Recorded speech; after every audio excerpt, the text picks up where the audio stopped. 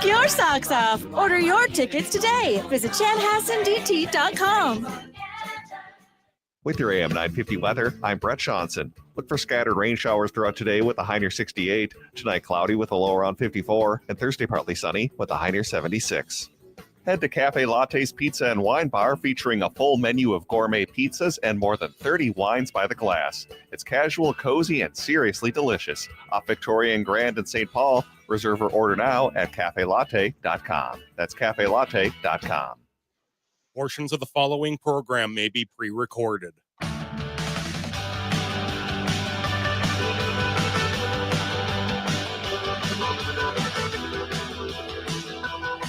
Broadcasting live at 2 p.m. from the studios of AM 950 KTNF, the progressive voice of Minnesota, and airing in the mornings at 5 a.m. on WCPT 820 Chicago's Progressive Talk. Welcome to the Gaily Show, the only daily LGBTQ progressive news and talk show in the country. I am your host, John Parker, joined in studio today by my executive producer, Jim Pounce. Hey, all.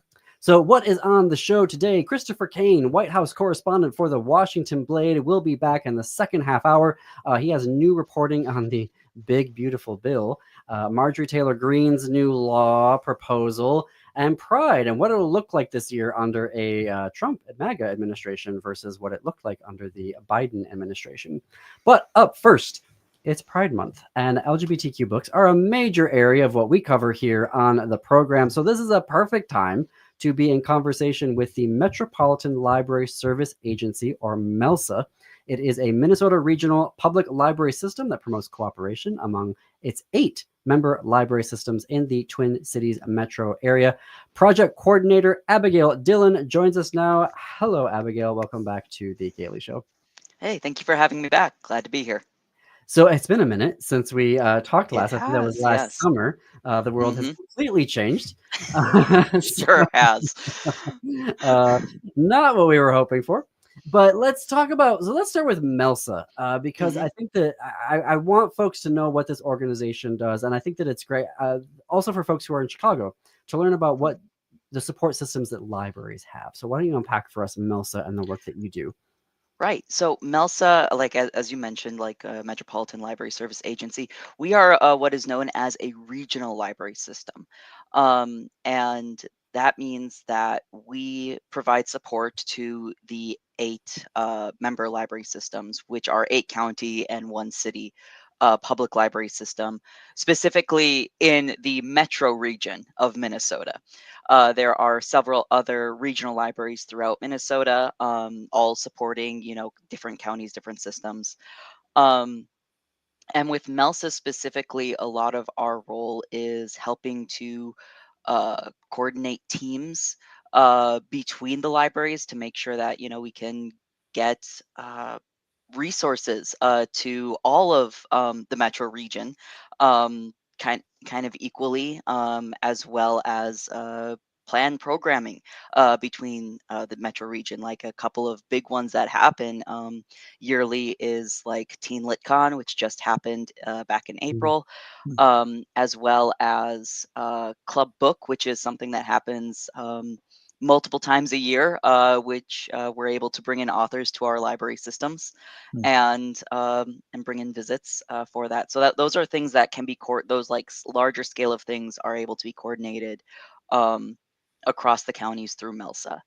Do you know, Abigail, is this unusual or common that in a large metropolitan area there is such an entity as MELSA? Is that an unusual thing? Do you know? To be honest, I don't fully know. I know that sometimes there's often situations where a public library system can be big enough to kind of cover a county. Right. I know it's common in Minnesota because we do have these different regions that are all being served. Right. I do know in one space we're kind of unique, and that is in our Libby collection, our Overdrive collection, which is the Pride list that was mentioned earlier that I'll that will go forward a little bit on. But the way we have it structured in terms of the sharing and like who purchases what. We're a little bit of a unique consortium in terms for Libby. We are also the highest circulating consortium in the world for Libby. Oh, Um, wow. Wow. yeah, we have been that for several years actually, and that speaks a lot to the passion that the metro area of Minneapolis has for reading, has for knowledge, and for the stories that we tell. Um, And Libby is ebooks, essentially. yes, Libby is ebooks. Sometimes you might also hear me refer to it as Overdrive because it's the Overdrive platform, but the Libby app. And that is our shared ebook collection between our 8-member libraries. So, as you're talking about providing resources Mhm. to libraries, something that I was thinking about preparing for our conversation, has that changed at all? Obviously, I mean, we cover book bans a lot here. We cover, laws that are coming in to come after like LGBTQ books and Right. sort of helping or encouraging banning libraries from being able to provide any type of programming like drag queen story hours and whatnot. Mhm. So, I was curious about, just generally speaking, has the support that you've been providing to libraries changed at all since the new administration? No, it really hasn't. The um, the way that we've been like as like a organization, and of course with the libraries, there's constant like evolution and like trying to um, change how like we serve our community so we can specifically serve them better.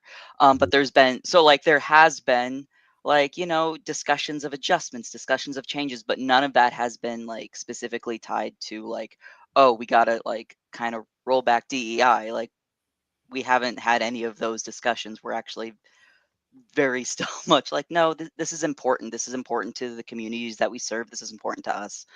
Um, so while there will always be changes because we are always looking to make sure we are serving to the best of their abilities, we haven't really nothing's been a specific response as of yet. So Yeah, I think maybe where I was going with that question was, are the support resources that libraries asking for, have they changed? Like, are they saying, hey, help us with this particular thing? But it sounds like so far y'all are doing the good work that you've been doing and keeping on keeping yeah. on.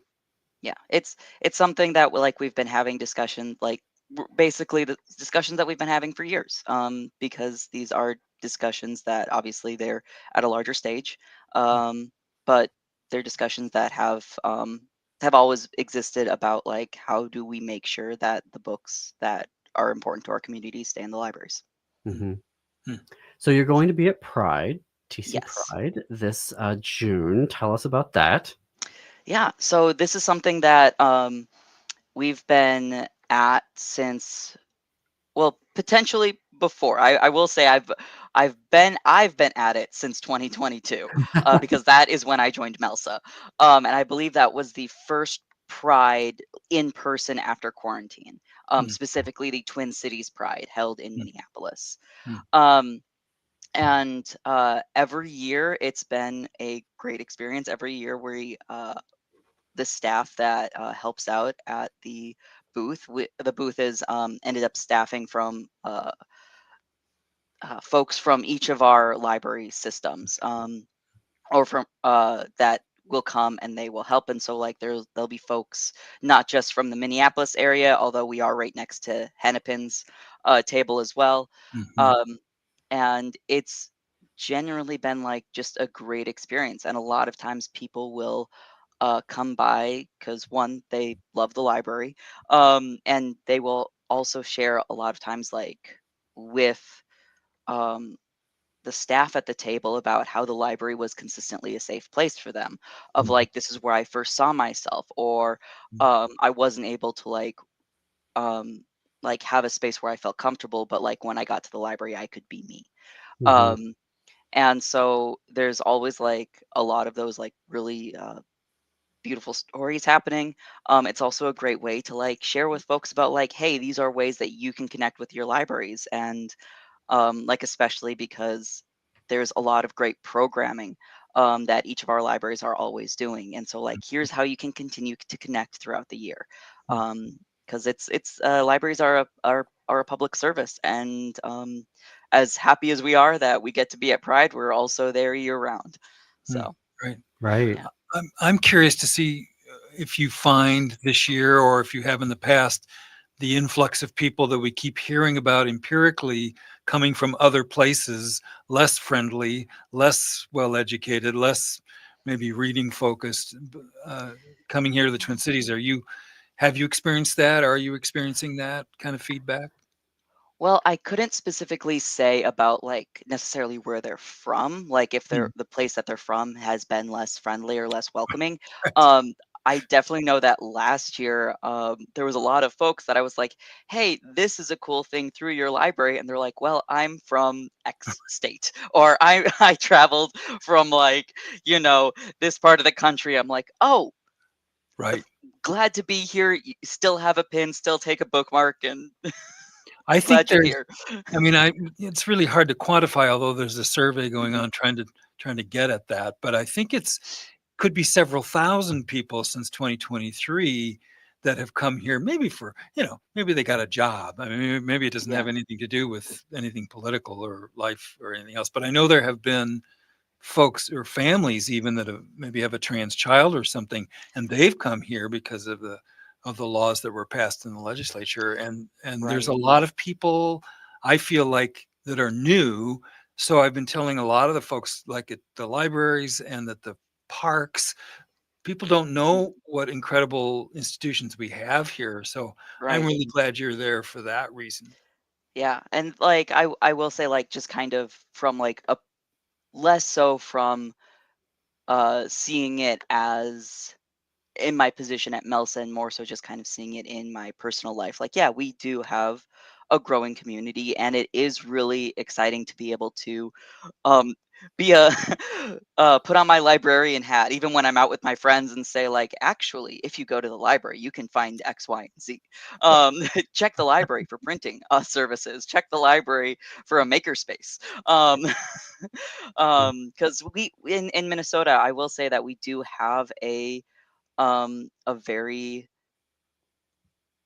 we are lucky in Minnesota with the sort of funding that we get, especially through like the Arts and Cultural Heritage grant that enables a lot of art and culture programming in the libraries. So yeah, So so there is a lot that Minnesota does to support um, the libraries. That's exciting to be able to share with people who, whether they didn't connect with their libraries in previous places, or their libraries potentially didn't have that same support, to be able to say, hey, there's a lot here that will be helpful to you. there is a lot. We're talking with Abigail Dillon, project director for the Metropolitan Library Service Agency. We're going to fit in a quick break here and have more with Abigail when we come back, because I have questions about Pride reading lists. Have to talk to Abigail about that. Stay tuned. You're listening to The Gaily Show on AM 950 KTNF and WCPT 820.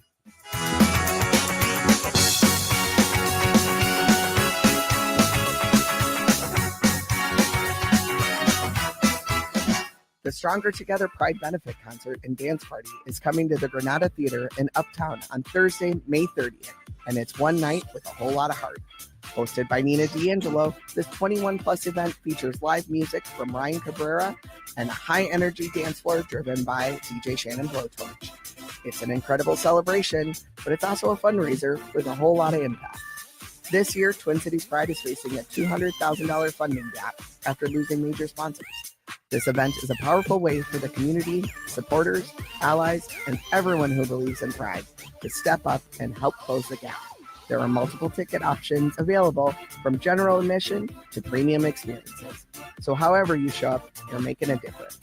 Presented with support from the Car Guy Concierge. Find tickets and event info at tcpride.org. That's tcpride.org.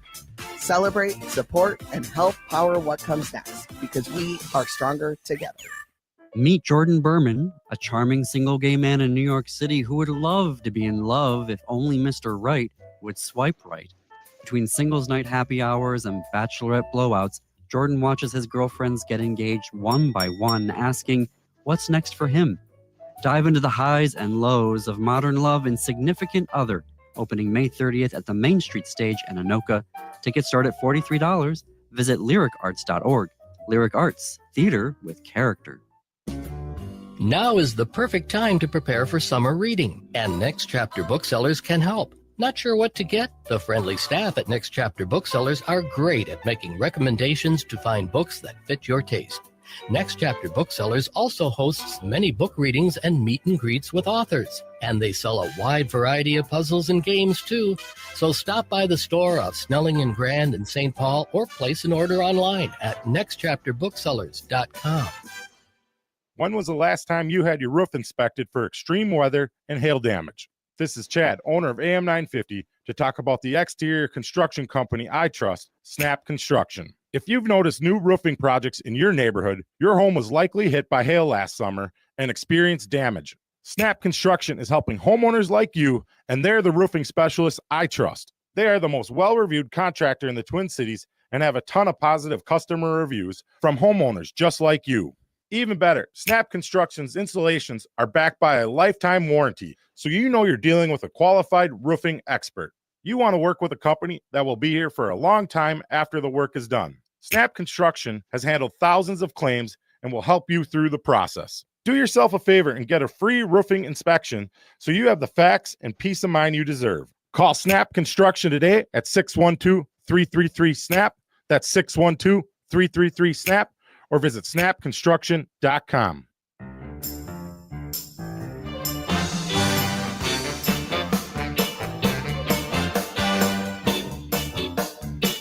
Welcome back to the Gaily Show. I'm your host, John Parker, in studio with my executive producer, Jim Pounds. It's about 21 minutes after the hour. It's Pride Month, or just about to be, in a couple days, and LGBTQ books are a major area that we cover here on the program, so perfect timing to be in conversation with the Metropolitan Library Service Agency, or MELSA. Project Director Abigail Dillon is here with us. And something that I really love about MELSA, Abigail, is the Pride reading lists. So what do you have for us this year? Yes. So we have the Pride reading list that we put together, I think back in 2023. I think it was something that we added to our plans for Pride, so a few years ago. So it's still going strong, and we have basically a bunch of recommendations for different identities that were put together by library staff from the metro area. Last year, you and I had a discussion specifically about aromantic and asexual books, specifically because I was a little selfish and wanted to share about my own personal identity. But what I love, though, about the Pride reading list is that Yeah. this is available through your website. So if you're in It Chicago, is. Madison, Seattle, Minneapolis, Duluth, you can access these Yes. to get a really curated, wonderful collection to be reading, Yes. not just for this month, but all months. Yep. And like mentioned, it's broken down into identities, and so like you can locate whether you want aro ace or bi, if you want something about with gay characters or lesbian characters, or titles focused specifically on queer families. We have transgender, and we've got like a two-spirit section that is located at I'll list the URL is melsa.org/pride-booklist. So melsa.org/pride-booklist. And if it's all right, I would like to highlight specifically some titles from one of the identities, if that would be Yes, okay. please. Yeah. So, yeah. If you Last year, must. what did you invite me on this show for?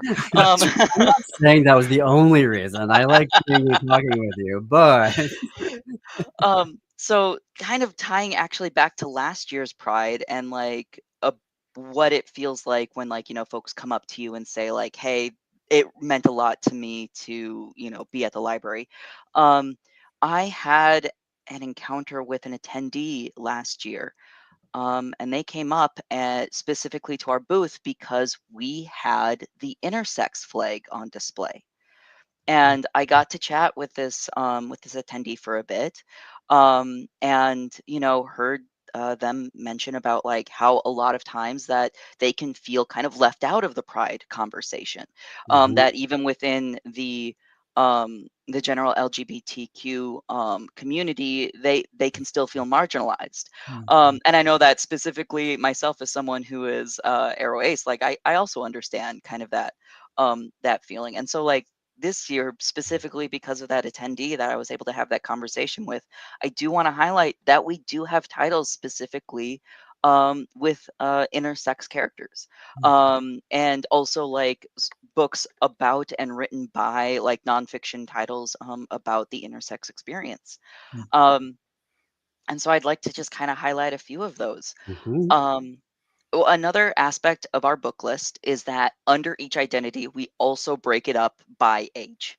So we will have like you click on the section where it says like intersex. You will have a list specifically for kids. You will have a list for teens, and then you will have a list for adults, so that you can make sure, especially if like you're a parent and you want to like have your child connect with these titles, you can choose something that is age appropriate. That's what I love Um, your book lists. yeah, the staff that helped put this together did a fantastic job. We have a really great team that continually helps every year. They really put their heart into it. That's what I don't suppose there's anything for 65 plus, because we're supposed to know what we're doing by this time. Well, not to Let's go to the actually I don't know for recommendations. sure. Yeah, Let's I'm not go sorry. down that rabbit Yeah, don't hole. go down there. Recommendations. Yeah, Yeah. run. Um, Yeah, so for kids, I'd like to highlight the title Cattywampus by Ash Van Otterloo. Cattywampus is a middle grade book, so like, kind of more in the kids range, and it's specifically like a young kind of fantasy title. So it's got a little bit of magic and a lead character who is intersex. Hmm. In the teen section, we do have a lot of kind of contemporary titles of kids trying to navigate being in high school, kind of navigate their interactions with their peers, and you would find something like None of the Above by I.W. Gregorio, or Alex as well, called by Alyssa Brugman, or Double Exposure by Bridget Birdsall. There's also uh, a bit of a kind of speculative fiction, kind of a bit of soft sci-fi, in That Inevitable Victorian Thing by E.K. Johnston, for kind of the teen section. Um, for the adults, kind of a few newly added titles. One is called "The Queen Has a Cold" by Jane Colvin, and um, it's a rom-com of where the intersex character is also royalty and has to kind of navigate having to suddenly kind of take on additional responsibilities because the queen has a cold. Hmm.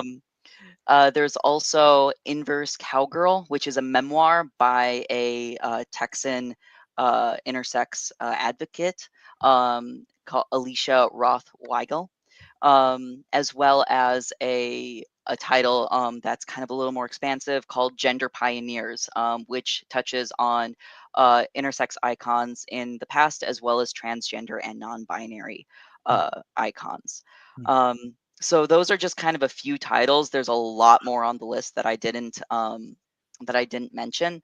But it's definitely worth going and clicking through. We've got titles both in ebook and audiobook format. The Libby. This is fantastic. And I so appreciate the intentionality, Abigail, that you and the staff at MELSA do, of not only by identity within the rainbow, but then breaking it down by children's books, YA, adult, and then also just by genre, right? As well. You've got poetry and fiction and stuff like that as well included in there. So folks, you can go to thank you, Abigail, for being on the show today. Yes, thank you. So the website is melsa.org/pride-booklist. Do I have that correct? That is correct. We will put that in the show notes and on our website, am950radio.com, for you to check out. We'll also put it on our Blue Sky account at thegaileyshow.org on Blue Sky. Want to mention, also happening in the Twin Cities, Queer Gaze presents Pride at Imagine Willow Creek. Queer Gaze is excited to once again partner with Imagine Willow Creek Theater to showcase a series of queer films this June. Get ready to laugh, cheer, and shed a joyful tear on Sundays at 2 p.m. when they celebrate queer films, new and old. On June 1st will be the screening of Bonus Track, a British coming-of-age romantic comedy set in 2006. Tickets are on sale at imagine-entertainment.com/queergaze. Links in the show note and on our website. When we come back, Christopher Kane, White House correspondent for the Washington Blade. You're listening to The Gaily Show on AM 950 KTNF and WCPT 820.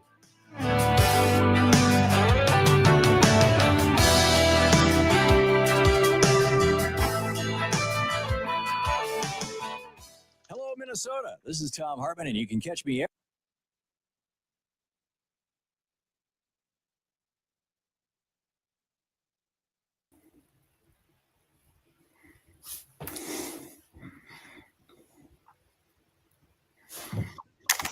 Oh. I think we can talk. Oh. This is actually live on YouTube right now, so whatever you say, Christopher. Just to know. They're listening. Those people. Okay, how are you doing? Good. How are you guys? Well. Patrick, how is Christopher sounding? Sounds good to me. All right, perfect. Do you have any questions for us? What? Yeah. No, I don't believe so. It's gonna be the same deal. So Yeah. all right. Cool. All right. Well, then we'll switch back over to the regular feed. We are going to have a swimsuit issue coming up, just so you know. Oh, I need at least a year for that. So. Okay, let's go back to the feed, please. Professional and courteous, they got the stains out that we didn't think would come out here at the station. This month, get 3-room Zero Resified from Minnesota's #1 carpet and air duct cleaner and take 20% off all services. That's right, 20% off all services. But you need to go to ZeroResMinnesota.com or call 9520-RES and ask for the AM 950 special. 20% off all services all month. That's Zero Res. Backward or forward spells the same. Boldly challenging ableism is here to go where some people won't. I'm Katrina Simons, and every week I'm digging into the real impact of ableism, breaking down myths, calling out barriers, and pushing for a world where disabled people belong in every space.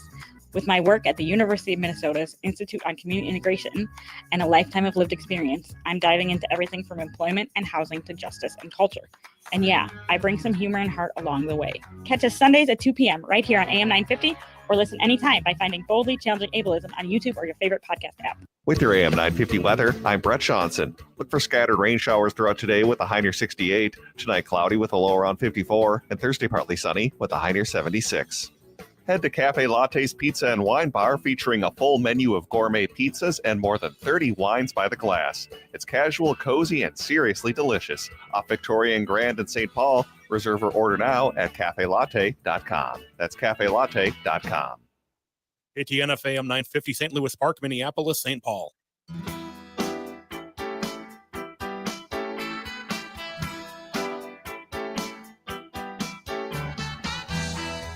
Broadcasting live in the 2 p.m. hour from the studios of AM 950 KTNF, the progressive voice of Minnesota, and now airing in the mornings at 5 a.m. on WCPT 820, Chicago's progressive talk for all those folks just getting started on your day or on the morning commute. Good morning. Welcome back to the Gaily Show. It's about 33 minutes after the hour. I'm your host, John Parker, in studio with my executive producer, Jim Pounds. Since 1969, the Washington Blade has provided award-winning LGBTQ journalism covering DC, national, and international stories. You can read the Washington Blade in print online at washingtonblade.com or subscribe to their weekly e-newsletter on their website. While you're there, check out their membership opportunities that make vital LGBTQ journalism possible at a time when clear, concise news is needed now more than ever. Christopher Kane is their White House correspondent. He joins us now every other Wednesday. Christopher, how's it going? Doing well here. How are you guys? All right. Well, that's subjective. Let's start with the subjective part. The big, beautiful bill just passed the House 215 to 214, barely. Includes provisions that would prohibit the use of federal funds to support gender-affirming care. What can you tell us about that? That's right. So what we're looking at is language in the bill that prohibits the use of money through the CHIPS Act and through the Affordable Care Act and from Medicaid to support gender-affirming care. And this includes gender-affirming care for adults as well as children. So much of what we've seen so far, including Marjorie Taylor Greene's bill that she reintroduced again last week, the Protect Children's Innocence Act, goes after care for minors. In this case, there was a last-minute edit to the language of the bill, I believe the day before it was passed. And so there's the federal funding bit, but then there's also allowing health insurers to stop paying for gender-affirming care. Yeah, so several, so through the ACA to get a plan on the exchanges, there are certain essential health benefits that insurers or payers are required to cover. And among them historically has been gender-affirming care, transgender medicine. But now, as a result of this bill, if it passes with the current language in it, that will no longer be a requirement for health insurers. So what that's going to mean is, to get this care to the extent that you still can, assuming you live in a blue state and you're an adult and everything else, it's going to be more difficult and more expensive as well. The costs will be prohibitive. Is that why are they doing it that way instead of just going for a ban? I mean, I guess I'm grateful that it'll still be there, but that doesn't mean that health insurers have to do that. They can still offer it, right? Sure. I wouldn't hold my breath, but yes, I would imagine. Humane healthcare company. I don't mean to impugn the noble profession of corporatized health insurance, but the noble eyes. If experience is a guide. That's right. We'll see. But you're right to point that out, though. It's an important distinction that yes, they're not prohibited from doing so. They're just no longer going to be required to do so.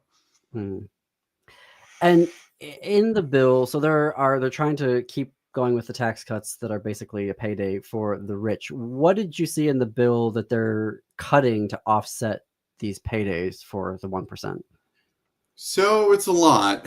I think the way you framed it is exactly the way that I see it, which is that, this is a massive transfer of wealth from the poor to the rich, from the young to the old, and the extension of the tax cuts in 2017, which we saw, I think in this bill as well, a fourth of the benefits by dollar value were going to the top 1% of earners. So it's just a remarkable gift to the ultra wealthy in America. And to answer your question, though, in order to pay for that, we're seeing massive cuts to Medicaid, massive cuts to healthcare, to SNAP, which is the Supplemental Nutrition Assistance Program, which goes to feed hungry families with children. The cuts are pretty massive. And unfortunately, a lot of the reason that people get kicked off of Medicaid in the first place is that the process of signing up, all of the paperwork, all the bureaucratic red tape becomes difficult, and people can give up, or if they make a mistake and their application is rejected and so on. And we're seeing, of course, no effort to fix those systemic problems with the system. And instead, it's just being restricted even further. So. It's this de facto ban without banning. It's cutting without cutting. If you put so much red tape in front of it, that people will just stop using it of their own, volition, quote unquote. It's just, I guess, okay, so there's that. I just saw today that AP News is reporting that Musk is coming out against the big, beautiful bill. And over the weekend, Wisconsin Senator Ron Johnson apparently had issues with it, which is like, who cares what that dude thinks? But what are you expecting? I mean, what is your take on what the Senate is going to do now with this bill? Well, I think that's a really good question. I think it actually, putting aside your history with the senator from Wisconsin, I think it is notable that he, Elon Musk, and also Josh Hawley, we saw come out with some remarks about the bill. What they've come to realize, I think, is that their voters, if you look at who voted in the 2024 election, the Republican voters, the voters that supported the Trump-Vance administration, are going to be impacted disproportionately by these proposed cuts in this bill. So I think the Senate in particular is going to have to take very seriously, what they're doing here. And perhaps, that might also explain why it was passed by the House so narrowly. You have a lot of these members in swing districts and senators who are up for re-election next year who are going to have to grapple with the actual consequences. Mm-hmm. Who was the one member of the House? Do you know the one member of the House that voted present? I just thought, oh my gosh, I haven't found out yet who that is. I know who the two are that voted against it, but I haven't been able to figure out who the one House member is that voted present. Oh, I'm sorry, I don't remember. Was that a Republican? I think so. I mean, I think what they were saying is we want as few people exposed. Let's only get the number we need to get the bill passed. And by voting present, it can't be held against him upon re-election that he somehow supported this. I mean, literally, it was that sort of cowardly. Well, Christopher, to your point about the constituents, I was looking up the numbers on just SNAP benefits. The majority of folks who use SNAP are white, and the majority of folks don't have a college degree. And so who supported the biggest supporters of Trump and MAGA in November were white folks without college degrees. Bingo. And so I'm dismissive of Senator Johnson because he's not the person I turn to for rationality on basically anything. So I am very suspicious when he says, I don't like the bill, because I'm like, are you going to make it worse? Like what, particularly when you see Wisconsin Representative Van Orden, who's just going, telling everybody how amazing he is. He was the deciding vote to make it happen. I'm like, dude, your last name is Van Orden. That's why you were the deciding vote. They literally came to you last. But, you do have Wisconsin politicians that are like, yay, this is a great, amazing thing, even though their voter base is going to be negatively impacted more so than other constituencies. So, I mean, are they being, where I'm going with that, are the Republicans in the Senate being rational? Or is it still this like make-believe world that they're living in about their misgivings about the bill? So I almost, it's hard because I don't want to get into their head, right, of the Republican senators and what they're thinking. I do think that welfare and social benefits have been sold for decades in this very racialized, and I'll just say racist way. The welfare queen, obviously racist analogy, whatever you want to call that, archetype that was invented by Reagan in the 80s. I think that's who people have in mind a lot of times, especially conservatives, when they think about who the beneficiaries are of these programs, even when they themselves are the beneficiaries. It's, oh, well, these other people are undeserving. And that's also some of the language that we've seen in the way that this has been framed by Republican lawmakers has been, well, we're kicking the undeserving off of the rolls, off the people that are on the take, that are not actually looking for work, that are not interested in working. I think it feeds into the racialized and racist stereotypes that have persisted for decades. Mm-hmm. But the cuts they're making are not that. They're not delineating, you know what I mean? And so it is this, I think you've touched on something that this is, of course, anecdotal evidence based off of like social media and, some articles, but like when I see folks, different issue, but, folks that have undocumented family members, like, oh, they're going to be fine. It's the ones that are criminals. They're the ones that are going to go, I'm going to get to keep my SNAP benefits because I'm a hardworking Midwesterner. It's the Black welfare queens that are going to lose they don't work. They don't, they should be kicked off of it. And it's this weird psychology that they think that's what's going to happen, even though nothing in the bill stipulates like any type of that's going to happen. It's like this make-believe world that they live in. Right. Totally. Speaking of make-believe worlds, Marjorie Taylor Greene has introduced the Protect Children's Innocence Act. I'm afraid to ask too much of what it's about, but what is in this particular bill? Well, she just also had a birthday, I believe, yesterday. So, how old did the dragon turn? Happy birthday! I don't know. So this bill would criminalize gender. I mean, it's listen, they've already been active on the sports issue, and so now they're turning their attention to gender affirming care. And so this bill would criminalize as a Class 3 felony any healthcare provider that administers gender affirming care including the prescription of puberty blockers and hormones, cross-sex hormones, to a patient younger than 18. Which is can be prosecuted, and somebody can be sentenced up to 10 years in prison. So I was going to ask. So, class 3 felony is up to 10 years, right? And this would be nationwide. This would be nationwide, yes. Okay, But so that Minnesota would be impacted. DC, all the blue states. But that bill didn't go anywhere before, right? Am I? Well, that was my next question. Like, has it advanced? Has it gone to committee? To my knowledge, it was just introduced last week, and of course, all the attention was on the big, beautiful bill. So I don't know. We'll see if we see movement on it. I mean, and then it has to clear the Senate and everything else. And that would also be subject to an important distinction. The Senate filibuster could come into play there, which would mean they would need a 2/3 majority, 60 votes. To pass it through the Senate, unlike reconciliation, which requires only a simple majority. Right. Is this I think you said earlier, this isn't the first time that she's submitted this proposal. Oh, yes. I'm sorry. And you just asked this. Yes. So I believe the first time was in 2023. I could be wrong, though. But it was also reintroduced last year and then again this year. Do we know, has like the MAGA whisperer, Trump kingmaker, has he signed in on this at all? Like weighed in rather on this? Like, is he supportive of the bill? Is he like, whatever? Like, has he given his indication if he wants this to go forward or not? That's a good question. I'm not sure. I can't remember exactly. Because he had he said something similar to this, didn't he? In his State of the Union, I can't believe I can remember things he said in the State of the Union. Oh, you know what? About Yes, you're exactly right. Yes, he did say that he endorsed this.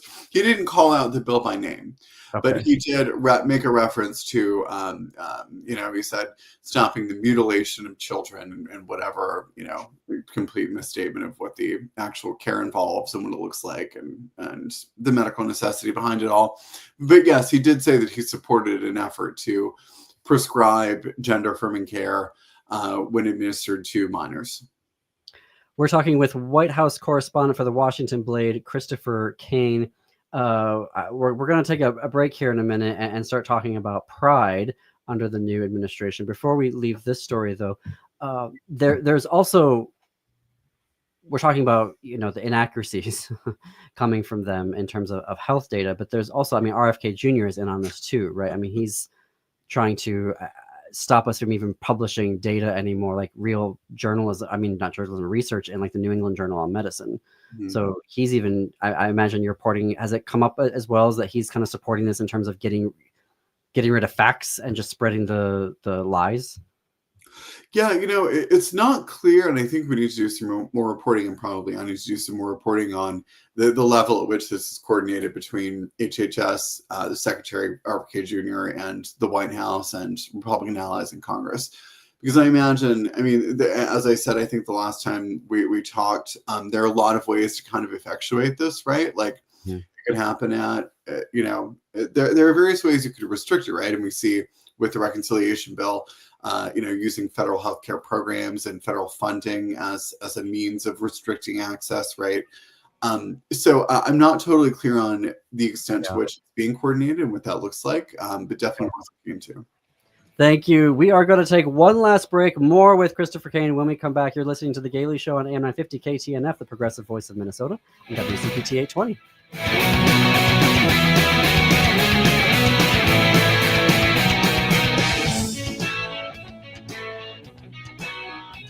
The Stronger Together Pride Benefit Concert and Dance Party is coming to the Granada Theater in Uptown on Thursday, May 30th, and it's one night with a whole lot of heart.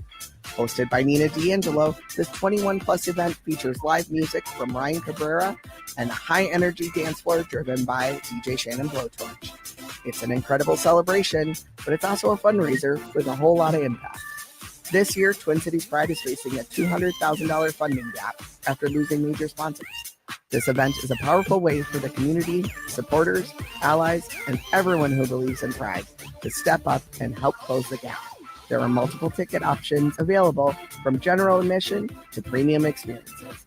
So however you show up, you're making a difference. Presented with support from the Car Guy Concierge. Find tickets and event info at tcpride.org. That's tcpride.org. celebrate, support, and help power what comes next, because we are stronger together. Greg Bakken here. I've told you about the out-of-the-world roast beef sandwiches at Maverick's Real Roast Beef, but I haven't told you about their Philly steak sandwiches, turkey bacon avocado sandwich, BLT, crispy chicken, fish sandwiches, brisket, or pulled pork. Okay, you get the idea.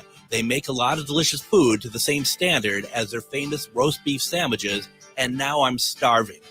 I'm going to go to Maverick's Real Roast Beef off Lexington and Roseville, and you need to go too. Check out their menu at mavericksbeef.com. The Council on LGBTQIA2S+ Minnesotans is conducting a community needs survey. Data from the survey will be used to make recommendations to improve LGBTQ people's health and well-being in Minnesota.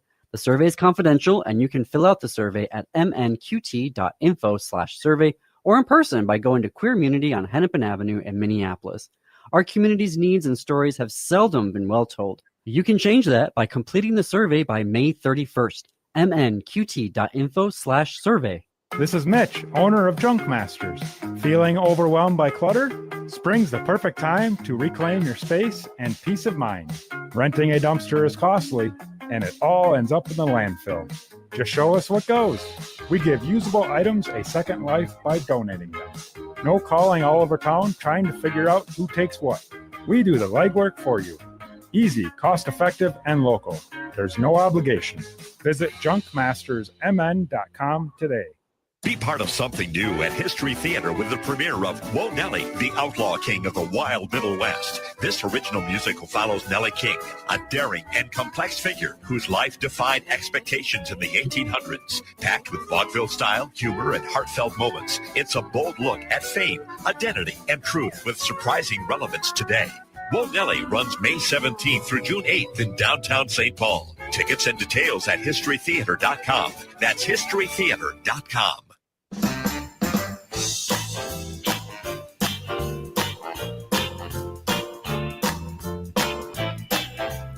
Welcome back to the Gaily Show. We're coming up on the top of the hour.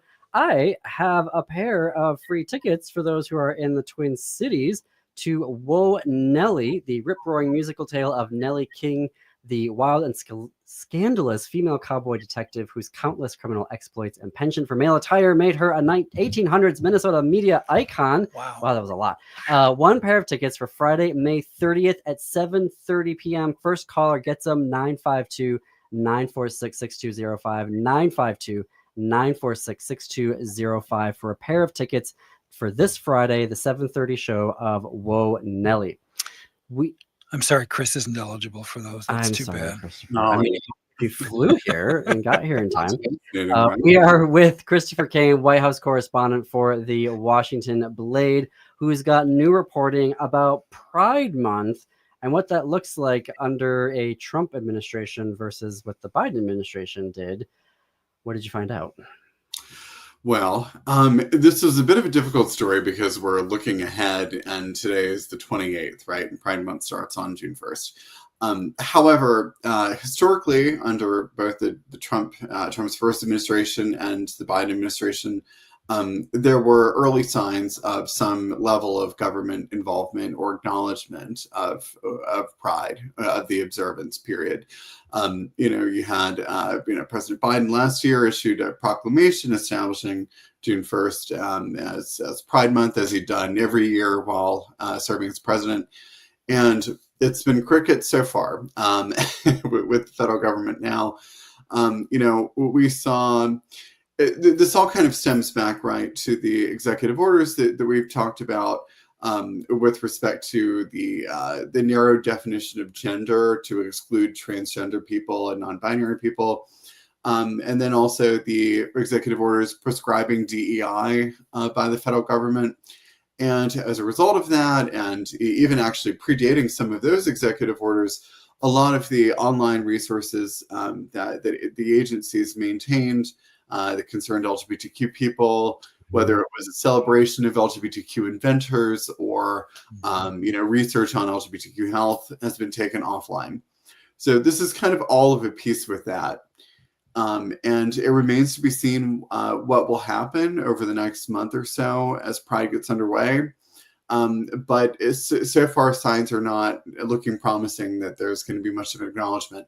And at the same time, just quickly, I'll add, President Trump is celebrating his birthday on June 14th, which also happens to be Flag Day. And I think there's another observance with a military parade where we're going to be flying. Is that really happening?